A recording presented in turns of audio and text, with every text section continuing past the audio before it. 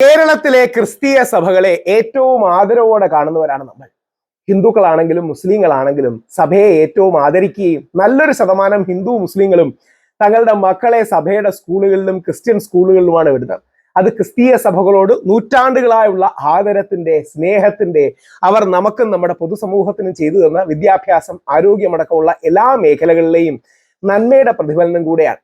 ഇന്ന് P C George sir Christian സഭകളെ അധിക്ഷേപിച്ച് മെത്രാന്മാർ കുരയ്ക്കുകയാണ്. സഭയെ അധിക്ഷേപിച്ച് സഭയെ തെള്ളിപ്പറഞ്ഞ് സഭയുടെ ദീപിക വായിക്കുന്നവർക്ക് വട്ടാണ് തുടങ്ങിയ പ്രസ്താവനകളിലൂടെ അദ്ദേഹം വീണ്ടും വാവിട്ട വാക്കാണ് പറഞ്ഞിരിക്കുന്നത്.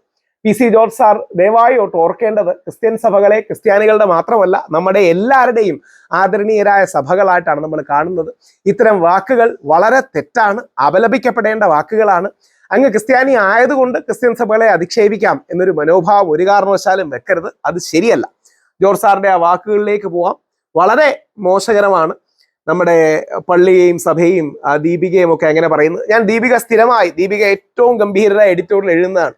ഓർക്കുക, ദീപിക എത്രയോ എഡിറ്റോറിയൽ മുസ്ലിം വിഭാഗത്തിന് വേണ്ടി, മറ്റു ന്യൂനപക്ഷ വിഭാഗങ്ങൾക്ക് വേണ്ടി, പിന്നോക്ക വിഭാഗങ്ങൾക്ക് വേണ്ടി, ഹിന്ദു വിശ്വാസങ്ങൾക്ക് വേണ്ടി ഒക്കെ എഴുതിയിട്ടുള്ളതാണ്. ദീപിക നമ്മുടെ കേരളത്തിലെ ആദ്യ മാധ്യമമാണ് എന്ന് പറയാറുണ്ട്.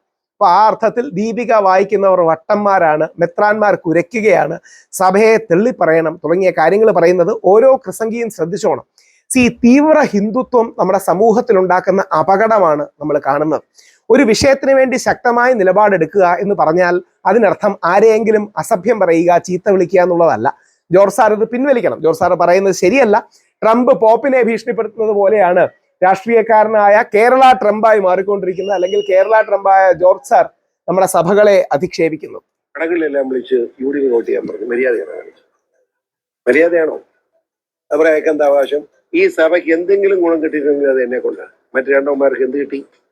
അവന്മാർക്ക് എന്ത് കിട്ടിയിട്ടാണ് ഈ സഭ ഇങ്ങനെ വൃത്തികെട്ട പണി ചെയ്യുന്നത്? നാണം കെട്ടവന്മാര് ഈ സഭയെ തള്ളിപ്പറയേണ്ടി വരും. സഭയല്ല തള്ളിപ്പറയുന്നത്, ഇങ്ങനെ മെത്രാന്മാരെ തള്ളിപ്പറയും. ഒരു നിമിഷം വേണം. ബോധം വിവരം വേണ്ട ഇവനൊക്കെ. ഞാൻ പച്ചക്കങ്ങ് പറയാം. അതായത് നിയമം കൊണ്ടുവരുന്നു. ആ നിയമം കൊണ്ടുവരുന്ന ഇവർക്ക് എത്ര വിഷമം. വിദേശത്ത് പണം മേടിക്കുന്നു. ആ പണം മേടിക്കുന്ന കണക്ക് കൊടുത്താലല്ലോ. വിദേശത്തു നിന്ന് പണം മേടിക്കുകയല്ല ജോർജ് സാറേ, വിദേശത്തു നിന്നുള്ള സംഭാവനകൾ മനുഷ്യത്വത്തെ വെച്ച് ക്രിസ്തീയ ധർമ്മത്തെ ഉയർത്തി ക്രിസ്തുമാർഗത്തിൽ പോകുന്നവർക്ക് വേണ്ടി സഹായം ചെയ്യുന്നത് ഈ നാട്ടിലെ പാവപ്പെട്ടവർക്ക് സഹായം എത്തിക്കാൻ വേണ്ടിയിട്ടാണ്. ഈ നാട്ടിലെ അശരണർക്കും മറ്റും സഹായം എത്തിക്കാൻ വേണ്ടിയിട്ടാണ്. ഞാനടക്കം നമ്മുടെ ഒരുപാട് തലമുറകൾ പഠിച്ച പല സ്കൂളുകളും അങ്ങനെ വിദേശത്തെ നമ്മുടെ സഹോദരന്മാരുടെ അടക്കമുള്ള നന്മ കൊണ്ട് കിട്ടിയതാണ്. അങ്ങനെ വിദേശത്തുനിന്ന് കുറച്ചെങ്കിലും ഭാഗികമായിട്ടെങ്കിലും സംഭാവന പിരിച്ചിട്ടുണ്ടെങ്കിൽ അവയുടെ ഏതെങ്കിലും കണക്കിൽ ഡിസ്പ്യൂട്ട് വരികയാണെങ്കിൽ അതിനെയൊക്കെ കൈയേറാൻ കേന്ദ്ര ഗവൺമെന്റിന് അനുമതി നൽകുന്ന FCRA ചട്ടങ്ങൾ ക്രിസ്തീയ വിരുദ്ധമാണ്, നമ്മുടെ രാജ്യത്തിന്റെ ഭരണഘടനയ്ക്ക് വിരുദ്ധമാണ്, മനുഷ്യവിരുദ്ധമാണ്. കത്തോലിക്ക സഭയാണ് ക്രിസ്ത്യാനിയാണോ എന്ന് വെച്ചാൽ അമിത്ഷാ തന്നെ നേരിട്ടിടപെട്ട് കത്തോലിക്ക സഭയുടെ ഇതിനോട് പറഞ്ഞു ഒരു പ്രശ്നമില്ല. എന്നിട്ട് ഇവന്മാർ പിന്നെ എന്തിനാ കുരയ്ക്കുന്നതെന്നൊക്കെ സഭയെക്കുറിച്ച് ആർക്കെങ്കിലും പറയാൻ കഴിയും? ഒന്ന് ആലോചിച്ച് നോക്കുക. സഭ കുരയ്ക്കുകയാണ് എന്നൊക്കെ നമുക്ക് ചിന്തിക്കാൻ കഴിയില്ല. കത്തോലിക്ക തിരുസഭയെയും ക്രിസ്ത്യൻ തിരുസഭകളെയും വിമർശിക്കുമ്പോൾ പോലും ചില കാര്യത്തെ ആശയവ്യത്യാസമൊക്കെ ഉണ്ടാകാം. ഏറ്റവും ബഹുമാനത്തോടെയും ആദരവോടെയുമാണ് കേരളത്തിലെ എല്ലാവരും, ഹിന്ദു മുസ്ലിം എല്ലാ വിഭാഗങ്ങളും ചെയ്യാറുള്ളത്. ആ കൊര രണ്ടാമത്തെ തവണയാ പറയുന്നത്. മനസ്സിൽ രാഷ്ട്രീയമാണ്. രാഷ്ട്രീയം പറയുന്ന എത്രമാരെ രാഷ്ട്രീയക്കാരെ ഞങ്ങൾ കാണും. ഞങ്ങൾ രാഷ്ട്രീയമായിട്ട് ഇടപെടും. അവരോട് ബഹുമാനമൊന്നും ഞങ്ങൾക്ക് കാണുകയില്ല. 3 സ്ഥാനാർത്ഥി മത്സരിക്കുക. എന്റെ പേരോ പടമോ ഇന്നുവരെ വന്നിട്ടില്ല രീതിയിലും.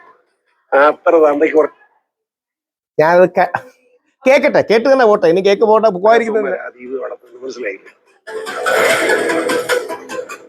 വിവരങ്ങളുമായി കോട്ടയത്ത് നിന്ന് ടോബി ജോൺസ്. തന്തയ്ക്ക് അവരോട് ബഹുമാനമൊന്നും ഞങ്ങൾക്ക് കാണുകയില്ല. 3 സ്ഥാനാർത്ഥി മത്സരിക്കുക. എന്റെ പേരോ പടമോ ഇന്നുവരെ വന്നിട്ടില്ല രീതിയിലും. അത്ര തന്തയ്ക്ക് പറക്കാത്തവന്മാരാ ഇത് നടത്തുന്നത്. മനസ്സിലായി?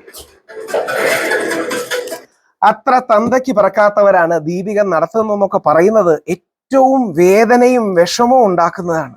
അതായത് വിമർശനം ഉന്നയിക്കുക എന്ന് പറയുന്നതും ആഭാസം പറയുന്നതും രണ്ടാണ്. ഒരു കാരണവശാലും വേണ്ട. അദ്ദേഹം വീണ്ടും പറഞ്ഞിട്ടുണ്ട്, FCRA എന്തായാലും വരും, ആശങ്കയും കൊണ്ട് വീട്ടിൽ ഇരുന്നാൽ മതി തുടങ്ങിയൊക്കെ പറയുന്നതേ അത് ഭയങ്കര മോശകരമാണ്. ഒരു ഹിന്ദു എന്ന രീതിയിൽ എനിക്ക് വിഷമമുണ്ട്.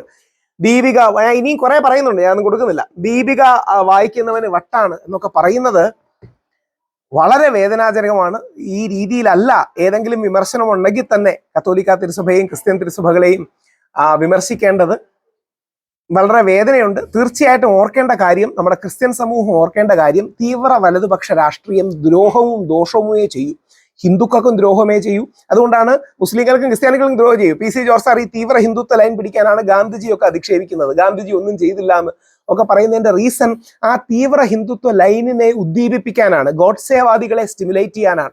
ഓർക്കുക, ഗോഡ്സേവാദികൾ യേശുക്രിസ്തുവിനെ ചതിച്ച നമ്മുടെ യൂദാസിനെ പോലെയാണ്. അതായത് ലോകാരാധ്യനായ നമ്മുടെ യേശുക്രിസ്തുവിനെയും ദൈവപുത്രനെയും ചതിച്ച യൂദാസിനെ പോലെയാണ് ഗോഡ്സേവാദികളും. രണ്ടും കാര്യം എന്താ പറയുക, അടിസ്ഥാനത്തെ തെള്ളിപ്പറയുകയാണ്. ദൈവപുത്രനെയും ഗുരുവിനെയും രാഷ്ട്രപിതാവിനെയും തെള്ളിപ്പറയുകയാണ്. അപ്പോൾ വളരെ അപലപനീയമായ കാര്യമാണ്. വളരെ വേദനയുണ്ട് PC ജോർജ് സാർ പറയുന്നത്. അദ്ദേഹത്തിന് നല്ല ബുദ്ധി കർത്താവ് കൊടുക്കട്ടെ എന്ന് പ്രാർത്ഥിക്കുന്നു.